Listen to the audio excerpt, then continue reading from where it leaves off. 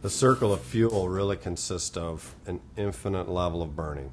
We're using our wood fuel in log form, and we're finishing in fine ash. Well, there's an infinite level of processes that are taking place, an infinite level of temperature, and an infinite level of requirements for oxygen. So if I can take that fuel, 1 hour into that burn process, I really need to match that up with the correct amount of oxygen.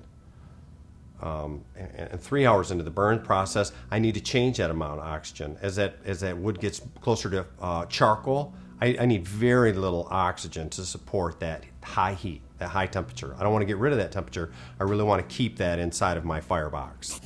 So we need to control that environment. When we control that environment, we measure our exhaust temperature. We match that exhaust temperature with our incoming air. We can hold that exhaust temperature where we want it, plus or minus 5 degrees. Set it at the right temperature. We get our internal temperatures where we need it, and the gasification takes place.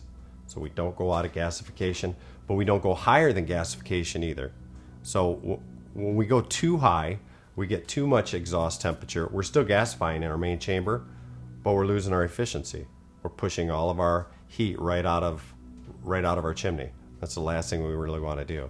So we set our external temperature, we hold that external temperature, we hit the minimum gasification temperature that we want to hold, and we keep it there the whole time. The controls, the computer and the blower does the rest, and it holds that temperature where it needs to be. That's how we can get the greatest amount of efficiency, the longest burn times, and the greatest heat output from each log that we put into the unit.